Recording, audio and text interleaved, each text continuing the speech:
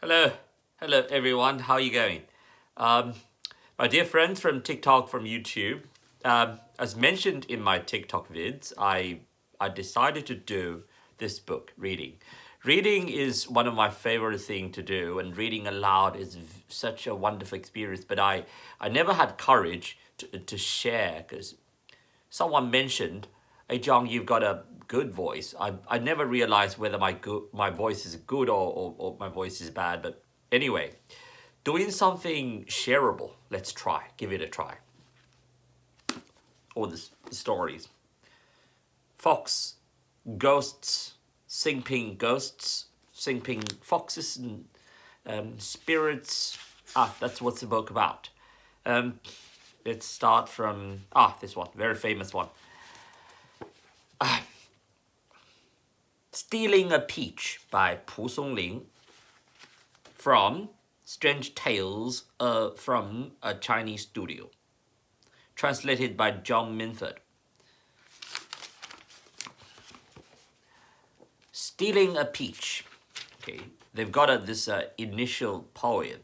That's a routine format of Chinese short novels. 偷桃，此官民作圣游，引村俗丽旧传流。系从天上接生去，质地仙桃慢欠偷。Usually those storyteller, storyteller like entertainment people, they use this 金堂木, a piece of a piece of wood, and they just pan the table to draw attention. That would be the start of the story. I don't have one. No. Okay, let's try the reading. Stealing a Peach. When I was a boy, I went up to the prefecture city of Jinan to take an examination.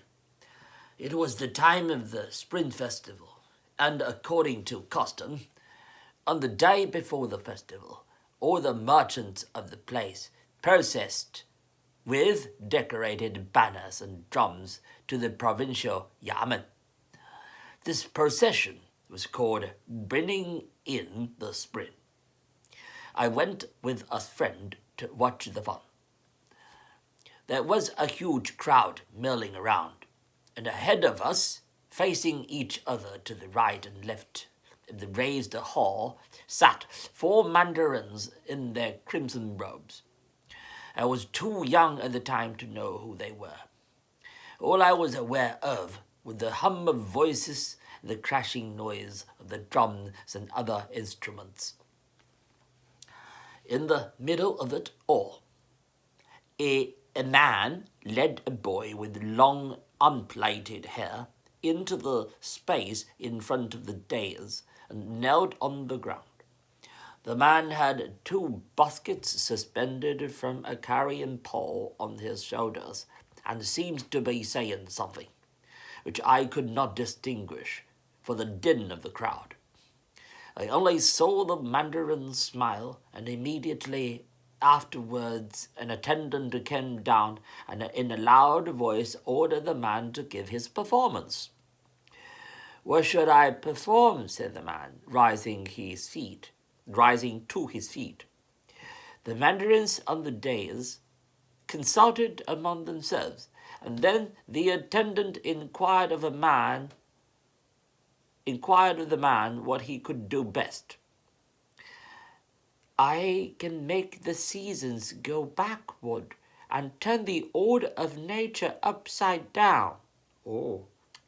The attendant reported back to the mandarins, and after a moment returned and ordered the man to produce a peach.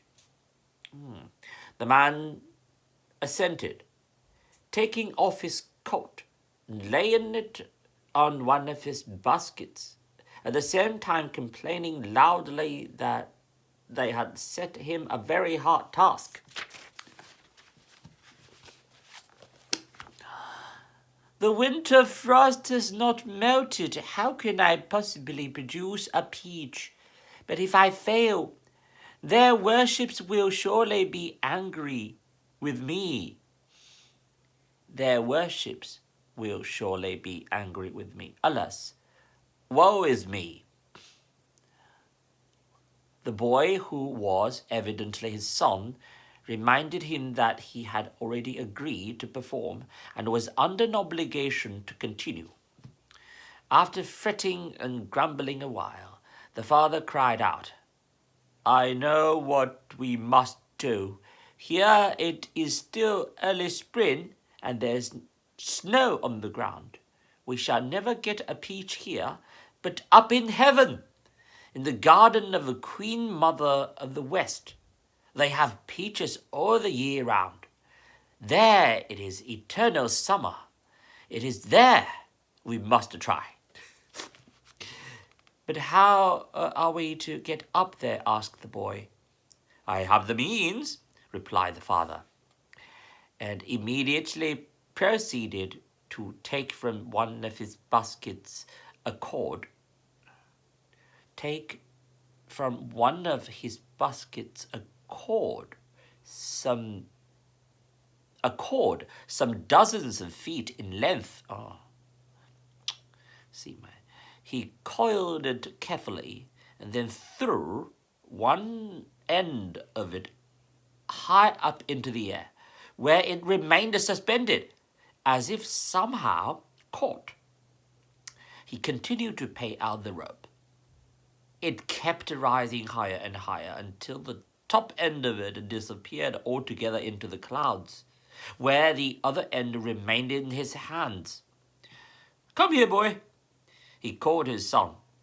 I am getting too old for this sort of thing, and anyway I am too heavy.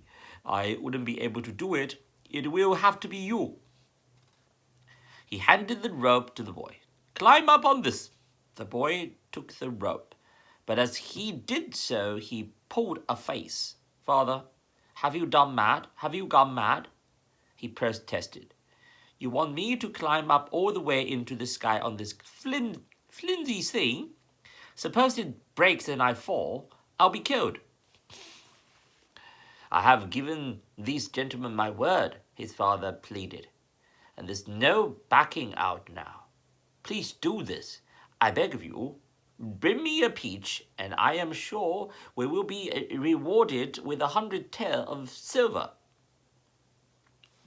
Then I promise to get you a pretty wife.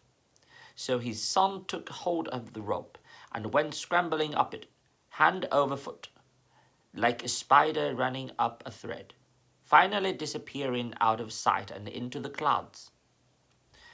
There was a long interval, and then down fell a large peach, the size of a soup bowl. The delighted father presented it to the gentleman on the dais, who passed it around and studied it carefully, unable to tell at first glance whether it was a genuine or fake. Then suddenly the rope came tumbling to the ground.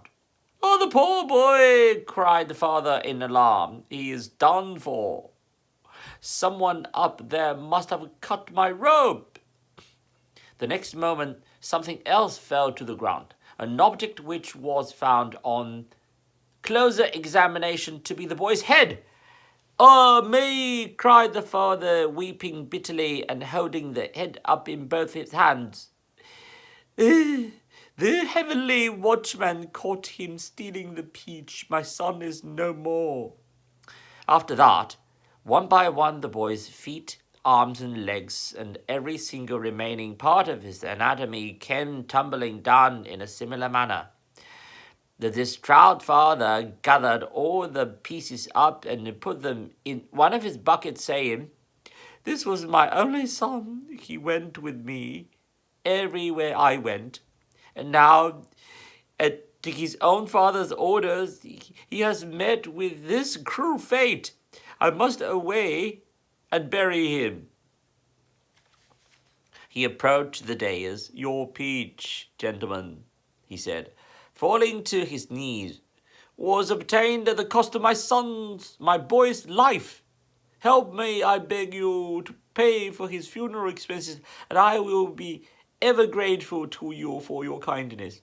The mandarins, who had been watching the scene in utter horror and amazement, immediately collected a good purse for him. When the father had received the money and put it in his belt, he rapped on the basket. "Papa!" he called out. "Out you come now and thank the gentleman. What are you waiting for?" He had no sooner said this than there was a knock from within, and a tousled head emerged from the basket. Out jumped the boy, and bowed to the dais. It was his son. To this very day, I have never forgotten this extraordinary performance. I later learnt that this rope trick was a specialty of the West Lotus sect. White Lotus, 白莲教, White Lotus sect. Surely this man must have learned it from them. Oh my God, a long story.